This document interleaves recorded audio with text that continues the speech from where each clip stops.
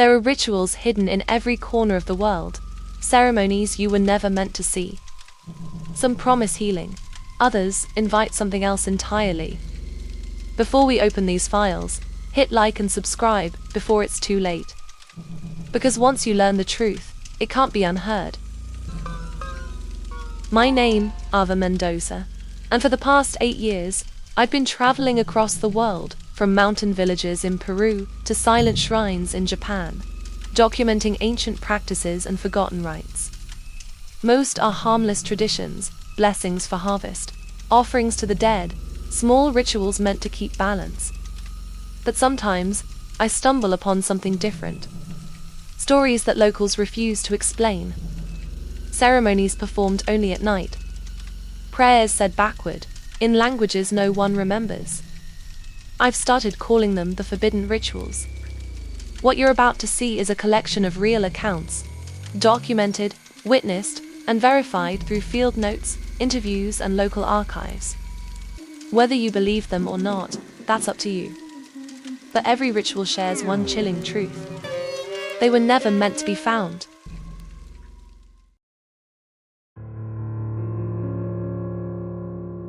I first heard about the midnight game on an old message board from 2010. People claimed it was an ancient pagan ritual once used as punishment for those who defied their gods.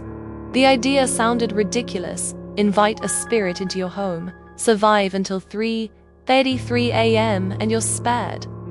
Fail, and you'll wish you hadn't tried. I thought it was just another internet creepypasta, until I found a case file from a small town in Maine. In 1999, 3 teenagers were found unconscious in a locked house. The police described burn marks around their doors and strange scratches on the floorboards that formed a circle. The report called it unexplained phenomena, but the local coroner wrote one final note: no heartbeat, yet no signs of death. The ritual begins at exactly midnight. You write your name on a piece of paper, prick your finger, and let a drop of blood fall onto it. You place it before a wooden door, knock exactly 22 times, the last knock striking at midnight. Then you open the door, blow out your candle, and close it again because you've just invited him inside. From that moment until 3:33 a.m., you must wander your house in complete darkness, relighting your candle if it ever goes out. If it stays dark for more than 10 seconds, it means the midnight man is near. People who have played it report hearing whispers behind their ears or seeing tall shadows crawling along the ceiling. Some swear they felt breath against their necks, though no one else was in the room. One survivor, the only one willing to talk, said he saw a pair of glowing eyes watching him through the keyhole. When he looked again, the eyes were inside the room. If the candle stays lit until 3:33 a.m., you're safe. But if it goes out 3 times in a row, you don't get to see the morning. And every Halloween, I still get emails from people saying they tried it, and that something followed them afterward.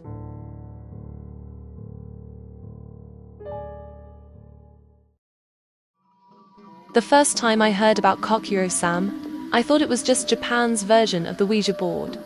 A simple game, they said: write letters on a piece of paper, place a coin on top, and ask a spirit to answer your questions. But the rules say otherwise. Never play alone. Never play inside a shrine. And whatever you do, never forget to say goodbye. The name Kokkuri comes from 3 spirits: a fox, a dog, and a tanuki, each representing deception, protection, and mischief. Students across Japan used to play it as a joke during school lunch breaks. But I found archived newspaper articles from the 1970s about entire classrooms suddenly falling ill, teachers reporting that desks moved on their own, and one girl who kept whispering in a voice that wasn't hers. She told investigators the spirit refused to leave. The ritual itself is deceptively innocent. You draw the hiragana alphabet on paper, write yes and no, and place a 10-yen coin in the center. Each participant rests a finger lightly on the coin and calls out, "Kokkuri-san, Kokkuri-san, please come." If the coin moves, it means the spirit has arrived. You can ask it anything, but the moment you break contact or forget to dismiss it, the spirit stays with you. Some say the coin feels warm afterward, as if something is breathing beneath it. In 1989, a school in Iamari banned the game entirely after students claimed to see white foxes following them home. Psychologists called it mass hysteria. But when the police entered the classroom the next morning, the letters on the board had rearranged themselves into one word: stay. I still have that article. The photograph shows an empty classroom, but if you look closely at the window, you can see something, a pale hand pressed against the glass from the outside.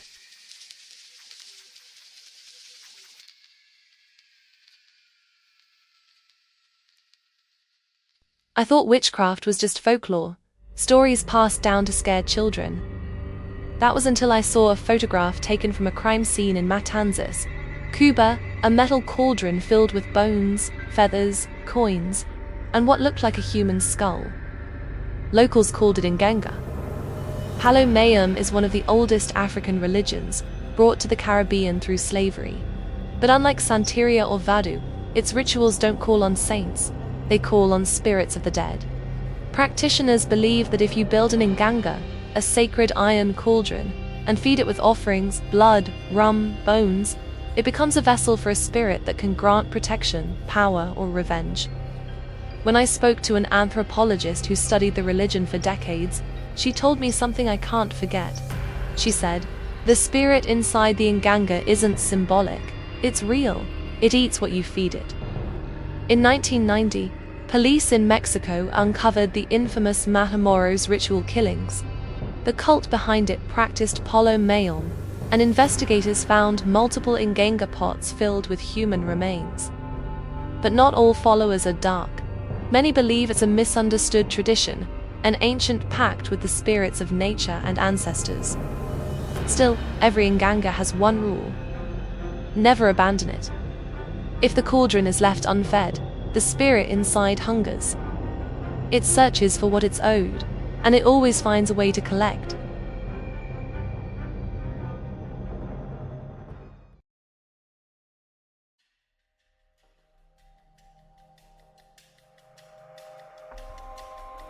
I didn't think people still made offerings to ghosts. That changed when I visited a small shrine outside Bangkok, where hundreds of glass-eyed dolls lined the walls, each dressed in gold silk, each smiling. Locals called them Cuman Thong, or Golden Boys. But these weren't toys. They were vessels. According to old Thai legends, a human tongue begins with a stillborn child. The body would be taken by a witch doctor, dried over fire, then painted with gold leaf. Its spirit, bound by black magic, would become a guardian to whoever owned it. If treated well, it could bring wealth, protection, even warn of danger. But if you neglected it, the spirit would grow restless. I met a monk who claimed to have performed the cleansing of a cursed human thong once. He said the family who owned it stopped leaving milk and sweets at its altar. The night after, they heard footsteps in the ceiling, the baby's voice whispering their names. When they woke up, all the offerings were gone. And in the middle of the floor sat a single golden leaf, wet, as if freshly painted. Authorities have tried to ban the sale of these spirit dolls, but black markets still thrive. Some modern sellers claim their dolls are spiritually enhanced, each one said to be bound to a real soul. Whether it's superstition or truth, one thing is certain. Once you invite a spirit child into your home, it never leaves.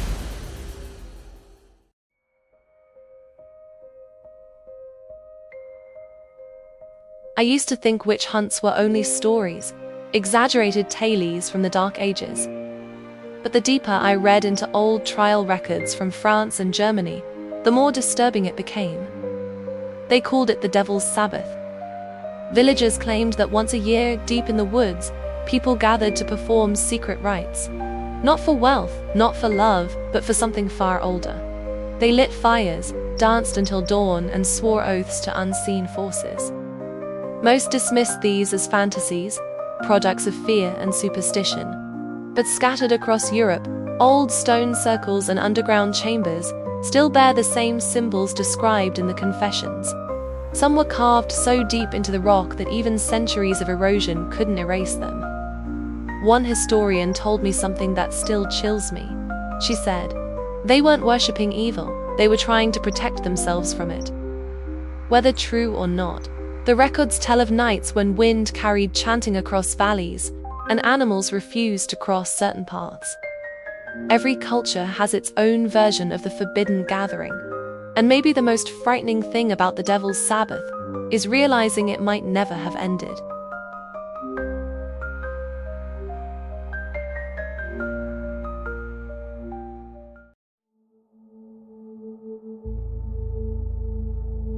I'd seen her image before, the robed skeleton holding a scythe and a globe.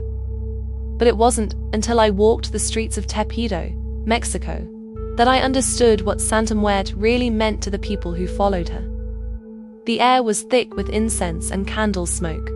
People knelt by altars covered in flowers, photographs, and small offerings, asking her for favors, protection, or forgiveness. To outsiders, she's seen as a symbol of fear.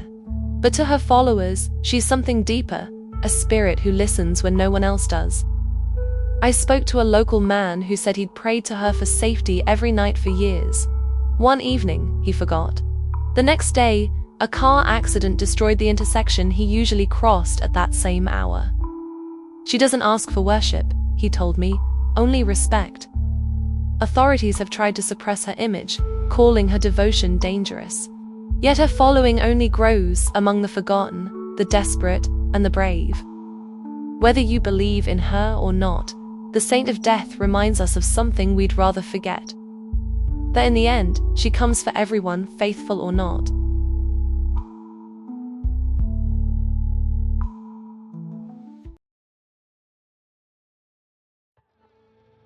I thought I'd heard every kind of superstition growing up in the province.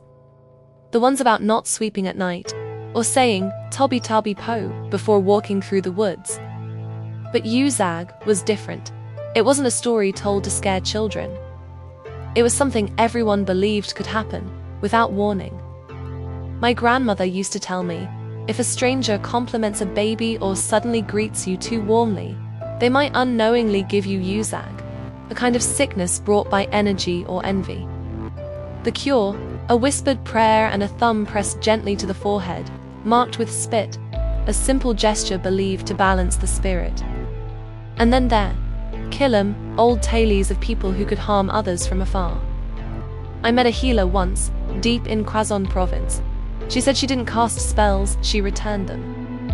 You don't need to see the curse to know it's there, she told me. That night, when the rain hit the tin roof and the candles flickered low, I heard a knocking at the door.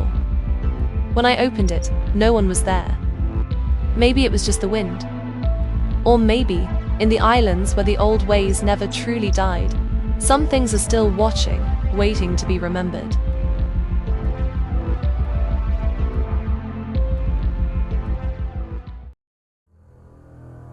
The deeper I went into these rituals, the more I realized they all had something in common. They were never meant to be filmed, never meant to be remembered. Every candle lit, every chant whispered, every offering left under the moon, it all carried a warning. Respect what you don't understand. From the crossroads of Haiti to the frozen forests of Romania, from the silent temples of Thailand to the forgotten villages of the Philippines, the same message echoes. Don't look too closely, or it might look back. So if you're watching this right now, maybe it's already too late. But if you want to keep exploring the hidden corners of our world, the ones people are too afraid to talk about, hit like, subscribe, and turn on the bell before the next ritual begins without you. And remember, some doors, once opened, can never be closed again.